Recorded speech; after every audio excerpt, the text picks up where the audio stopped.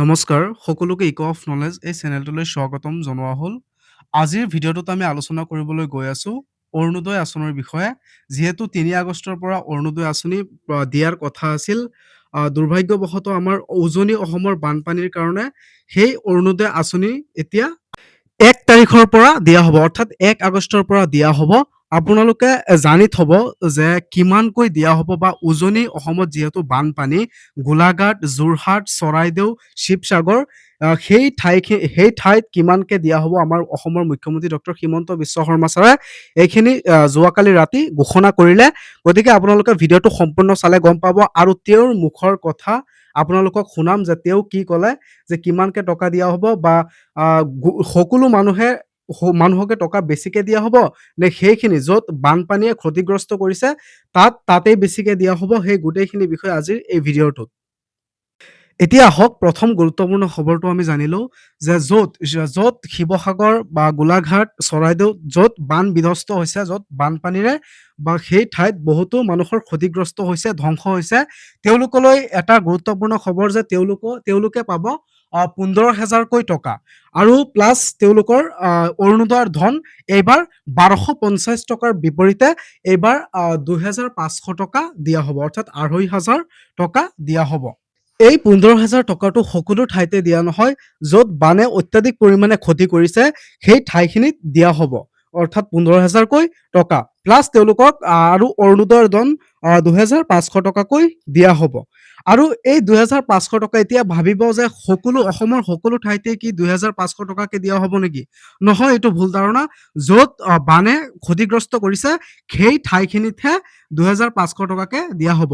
আৰু পাৰিলে এইবাৰ অসমৰ বেলেগ ঠাইত ১২৫০ টকাৰ তলতো দিব পাৰে। এতিয়া আহক আমাৰ মুখ্যমন্ত্ৰী ডাঙৰীয়াই কি মন্তব্য কৰিছে, সেই মন্তব্যখিনি আপোনালোকে শুনক।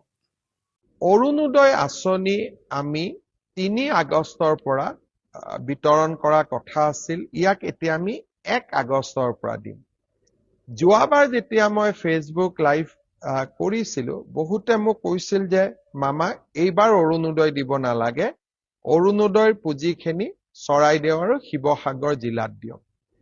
আমি ইমান ডাঙৰ পদক্ষেপ ল'ব খোজা নাই, কিন্তু আমি এটা সিদ্ধান্ত লৈছো যে চৰাইদেউ, শিৱসাগৰ, যোৰহাট আৰু গোলাঘাট জিলাৰ অৰুণোদয় হিতাধিকাৰীসকলক এইবাৰ আমি ২৫০০ টকা দিম, অৰ্থাৎ ১৫,০০০ টকা বানত গুৰুতৰভাৱে আক্ৰান্ত পৰিয়ালে পালে।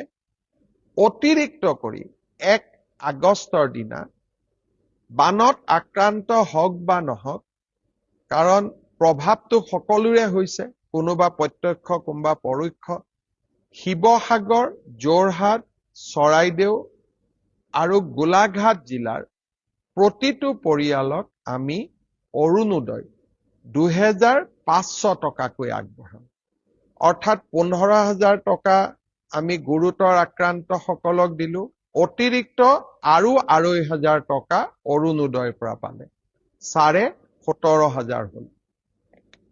ইয়াৰ বাবে বাকী জিলাৰ অৰুণোদয় হিতাধিকাৰীসকলক অকণমান টকা এইবাৰ আমি কম কৰি দিম। মোৰ বিশ্বাস কোনেও তাৰ বাবে আমাক বেয়া নাপাব। অৰুণোদয় আঁচনি গতিকে আপোনালোকে শুনিলেই যে আমাৰ অসমৰ মুখ্যমন্ত্ৰী ডক্টৰ হিমন্ত বিশ্ব শৰ্মা ছাৰে কি কৈছে। আৰু এটা খবৰ যে বিধানসভাৰ অধ্যক্ষ, উপাধ্যক্ষ আৰু প্ৰতিগৰাকী বিধায়কে মুখ্যমন্ত্ৰীৰ সাহায্য পুঁজিলৈ আগবঢ়াব এমাহৰ দৰমহা। বিধানসভাৰ কৰ্মচাৰীসকলেও মুখ্যমন্ত্ৰীৰ সাহায্য পুঁজিলৈ আগবঢ়াব এদিনৰ দৰমহা। গতিকে এইখিনি আছিল আজিৰ ভিডিঅ'ৰ মূল বিষয়বস্তু। পৰৱৰ্তী ভিডিঅ'সমূহ চাবলৈ আমাৰ চেনেলটো ছাবস্ক্ৰাইব কৰি ৰাখিব আৰু এনেকুৱা গুৰুত্বপূৰ্ণ খবৰসমূহ আমি দি যাম। থেংক ইউ ফৰ ৱাচিং।